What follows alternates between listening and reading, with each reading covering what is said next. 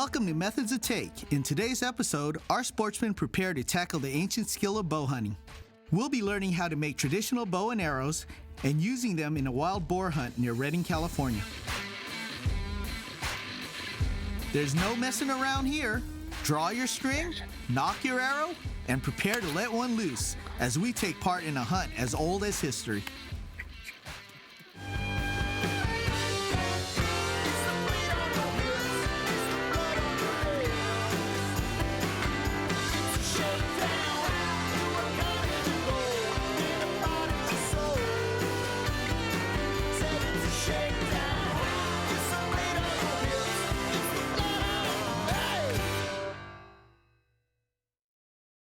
Welcome to Methods of Take. We're on our way to Redding, California to try our hand at hunting wild boar with traditional bow and arrows. My name is Perry Crimmins. I've been a guide for right around 15 years. The method we'll be using is mostly spot and stalk, but we'll incorporate whatever is necessary to harvest pigs. I'm Joel Mojica, host of Methods of Take. My expectations for this experience is to go out, get very close to a wild hog, and harvest one using a longbow. My name is Henry Javier, and I am the owner of Cashtuck Bowcraft. Well, we're here to try our hand at wild boar hunting. We're going to try it with primitive bows, hickory longbows that I've crafted and made. What excites me most is just the challenge itself of locating and closing the distance on them as close as we're going to need to be for these archers with longbows. Henry is real passionate about traditional bows, and he makes them. Handcrafts them himself, and he's given me some training tips and just to get active. So yeah, I'm excited to see him harvest one with something of his own creation. I've built more than 100 bows, and the feeling is always the same, is that sense of anticipation, excitement of loosing an arrow through a bow that's never been shot before. When I let that thing go, I see that arrow just flying in slow motion straight to where I'm looking. And there's just something about that, the flight of an arrow out of a bow, whether it's a new bow or an old bow, the feeling you get when you let that arrow go and you just see that thing just sail off quietly right to the target and hit right where you're watching. It's just, it's kind of like Zen, it's a means of meditation and action. That's how I feel when I'm shooting a bow.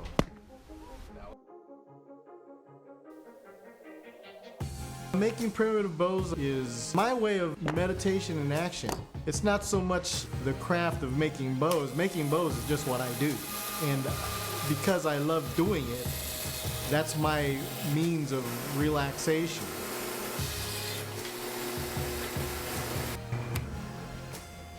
There's basically two main types of traditional bows. You have what I call the modern traditional, which include high-tech materials such as, fiberglass, laminate woods and carbon fiber materials, things that really do add to the performance of a bow.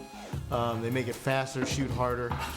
And then the primitive style, or the self bows, they are just that. They're just one piece of wood carved out of a tree. There's no high-tech laminates or carbon fibers or fiberglass materials, no high-tech glues or anything like that holding them together. It's just a piece of wood. I come in my shop, I'm here by myself, working alone, knowing that I have a particular bow I need to build or some kind of arrow that I'm building. It's just the same as when you're shooting a bow. You're in your zone and nothing's gonna bother you, and you have this one project that you're working on.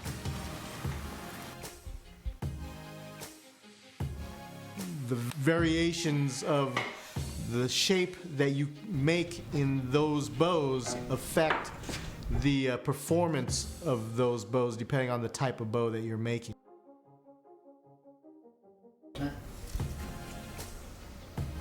Excited to continue my traditional bow education, I made one final stop at Henry's shop in Castaic, California before we headed to Redding. Got a little rain here today, bro. Yeah, let's go inside and do some bow building. Putting the finishing touches on a newly made bow, we talked about what it took to keep these amazing works of art in hunting condition. And what you want to do is periodically apply linseed oil to the entire surface of the bow to help protect it from the elements, and you just want to wipe off the excess. Get Bow's all the- done. Yeah, pretty much. It's all done. And guess what? What? This bow's for you. Are you kidding me? Really? Yeah, man. I lured you down here just so we can build this bow and secretly make it for you. This is my bow then. That's your bow, man. My cash stuck longbow That's right the here. Cash Stick Longbow. Awesome, awesome. Thank you so much. Right on, brother. Pleasantly surprised with my new gift, we headed to Reading to put it to the test against a wild boar. Upon arrival, we met up with our expert hunting guide, Perry Cremens. Hey, Joel. Hey, Perry. What's going on, brother? Good seeing you. Nice to see you, man. It's been a while. Absolutely. And who's this? This is Henry. Henry? Yes. Perry Cremens. Pleasure to meet you. So the bow maker. Cash Stuck Bowcraft. And he made your bow as well. Yes. Let's get at these hogs. What's all this talk? We could probably get at them right now, except for we have to qualify which one of you all is going to go first on the first stock. So I see. you know tradition of methods of take. So we have a challenge for you. What's that going to be? We're going to have an archery accuracy contest. All right. So it'll be bow maker against pupil, and we have a local archery range. You guys go back to the cottage, grab all your gear, and we'll meet you out at the archery range in about a half an hour. We'll get underway. Sounds good. All right, let's go. Let's go. After getting settled in, we made our way to the archery range for the challenge. Oh.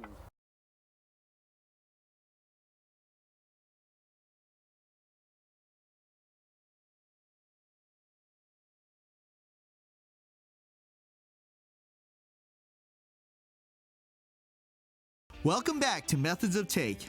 We've just arrived in Redding, California to try our luck at wild boar hunting with handcrafted traditional bow and arrows. All right, gentlemen, we're on our way up. The challenge for today is to shoot at paper animal targets.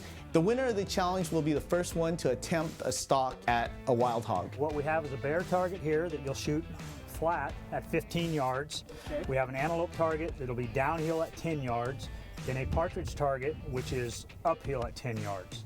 Now you get 2 arrows per target. The center dot is worth 11 points. The next oval is worth 10 points. Anywhere else on the animal is 8 points. All right, let's start shooting. Let's do it. All right. Henry, since you're the guest, I'm going to let you shoot first. All right, I'll take it, man. I'll leave both eyes open this time. Well, Henry, I know you've been shooting a bow for a long time, and I've been practicing real hard the past couple of weeks. I hope I give you a run for your money. Actually, I hope I beat you. What I want to say to Joel in this challenge is good luck and bring it. All right, Joel, you ready for this? Absolutely.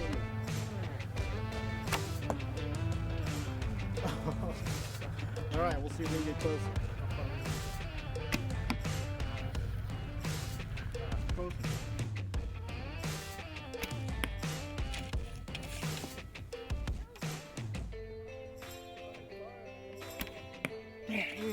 Well, Joel, it looks like Henry has the upper hand on the first target. You have one in the animal for an 8, another one for an 8. Henry has one in the 10 oval, one in the animal for 8. Henry 18, Joel 16.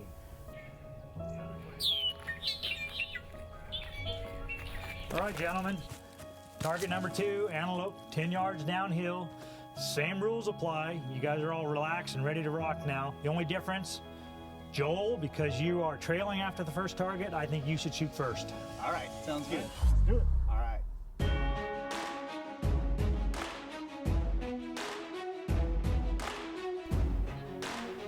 I don't think I can catch them on this.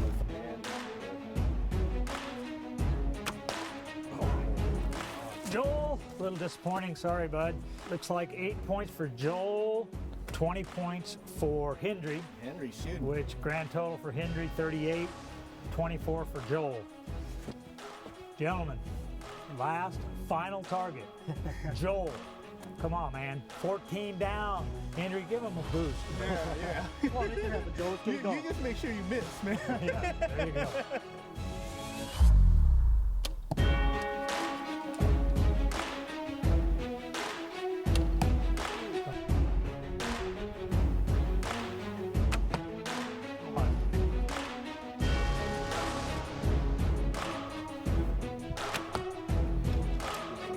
Gentlemen, Last target, Joel, I don't even know what to say. You told me I could count on you.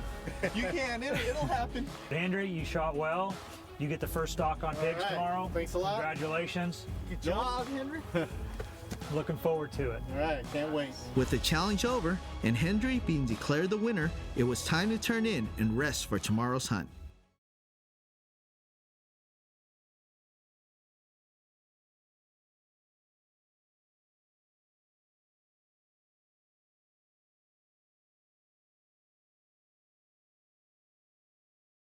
Welcome back to Methods of Take. We're on the trail of a wild boar with our handmade traditional bows. The next morning, we headed to the hunting grounds to meet back up with Perry. Morning, gentlemen. Morning, Perry. Yeah, nice to see you again. Joel. Perry. Well, Henry, congratulations on winning the challenge yesterday. Right on, thank you. You really smoked Joel, poor guy. It happened. You're going to be first up today. So we're burning daylight. Let's get in these machines and see if we can't put a stock on for you. Well, if you don't get one tomorrow, I'll bring one back for you today, man. Make sure. Yeah, have a nice nap. All right. Joel, The gear for this segment includes a traditional primitive bow, bowstring, arrows, and a quiver. As a group, we all went to where we thought that we might have a good opportunity to see some pigs. our first method that we'll use in pursuit of these wild pigs here is a decoy. And the reason we chose this, actually it's a cow decoy, is all of our ranches here in Northern California are active cattle ranches. So the pigs and the cows intermingle on these ranches.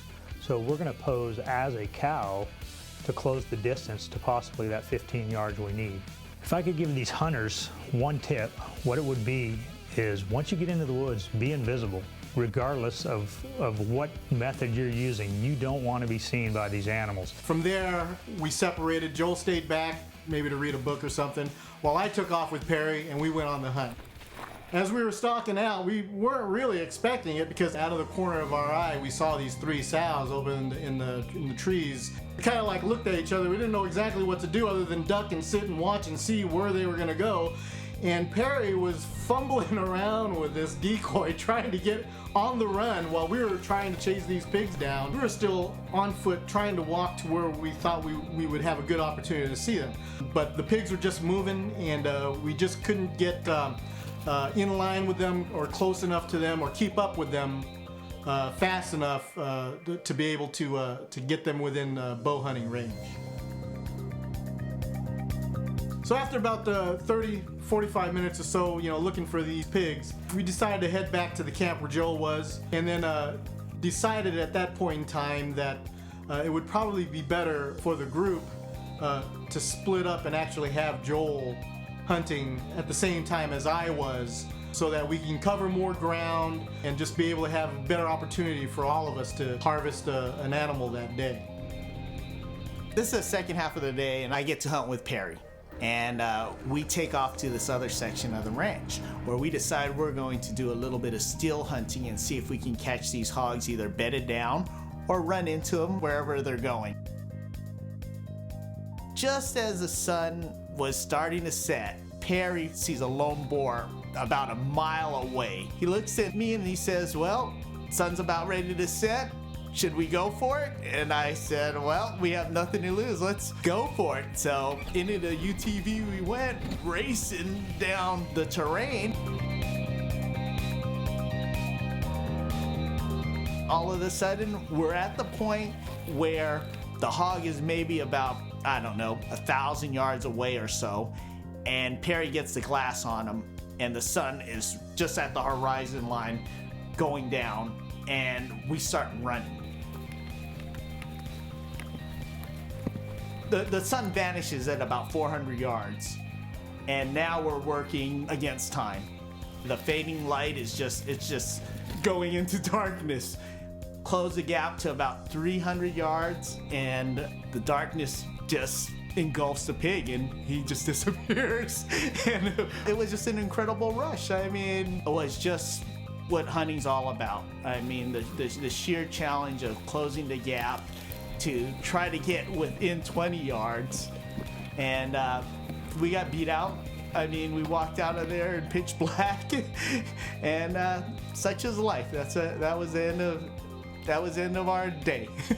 Getting a taste of what it was like to stalk a pig, I was ready to get back at it early the next morning. Morning, gentlemen. Good morning. Nice to see you again. So anyways, we're going to go at it a little bit different today. I brought in Ted and Justin. These are my top guides. Henry. That's me. Ted. Henry, Joel. These guys are good, so we'll be able to get on a pig. Same routine as yesterday. Just get out in class and let's see if we can't get a stalk on. Right on. Let's go. I'm ready. All right, Let's head out. Let's knock it out. Perry pulled out all the stops and brought in 2 of his best guides. I end up still hunting with Ted. It was just a perfect morning. I mean, if we were going to see something, it was going to be this morning because it was calm, it was cool, and there's no wind. It just felt right.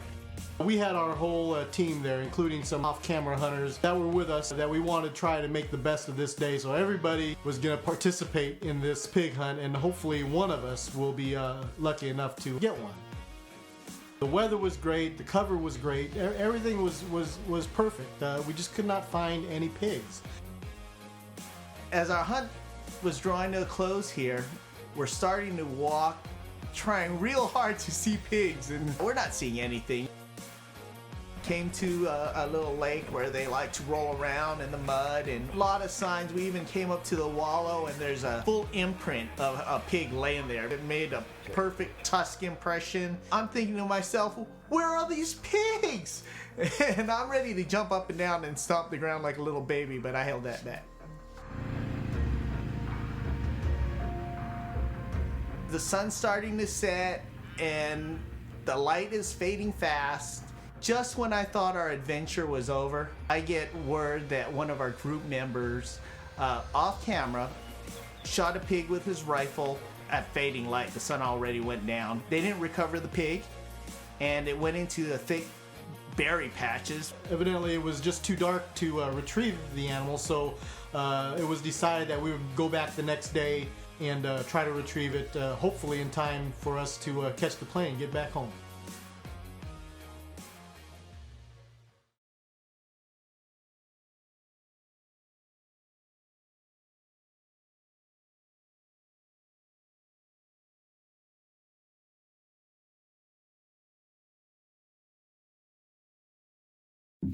Welcome back to Methods of Take.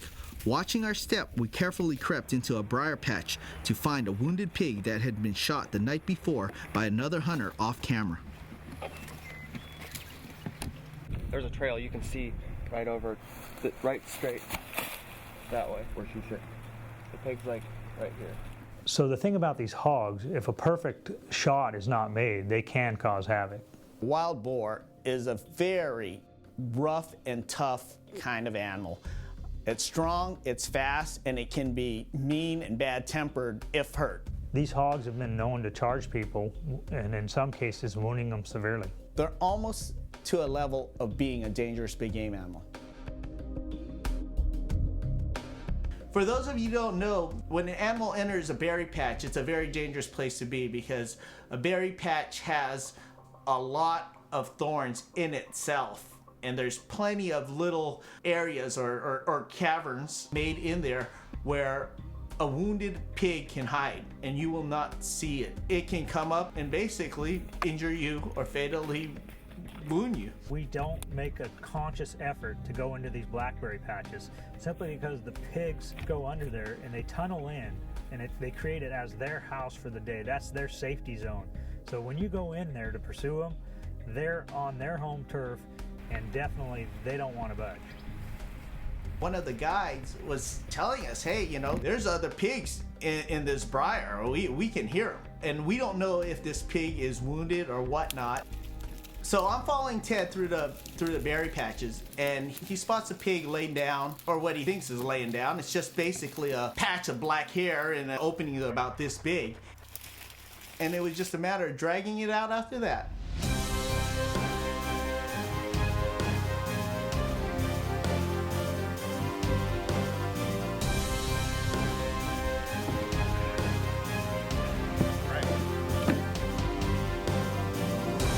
We were able to dress the pig and bring it back to camp, and we decided we were going to have a quick barbecue before we took off. We did a couple different recipes on the food. I brought in some sausage that I had previously made by hand from a couple pigs we shot earlier in the year. We cooked up some of that. We took the back strap, which is basically the pork tenderloin, out of the pig, right after we cleaned it. And with that, we wrapped one half of it in bacon, and then the other half we just cooked with seasoning only, no bacon, and seared it on a barbecue right there at the base camp.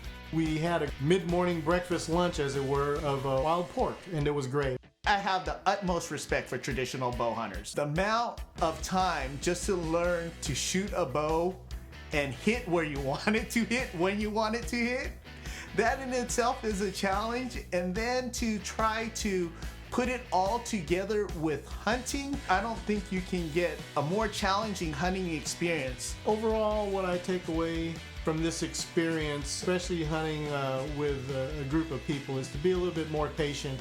Just try not to rush things too much. I may have come off a little bit too over anxious at some points of time during our hunts, but that's only because I was really excited. Well, what I like to say to Henry is there's nothing that can compare to what he has shown me and the traditional bow that he's given me, other than to show how much I enjoy using it and hunting with it. I am sold out on traditional bow hunting. Even though we didn't harvest a pig the way we wanted to, it was still an amazing experience learning about these feral beasts and the traditional bows our ancestors used to hunt them. As the sun sets over Redding, California, the wild boar will be here to feed on the land, and the hunters will be here too, doing their part to control the spread of these magnificent feral beasts.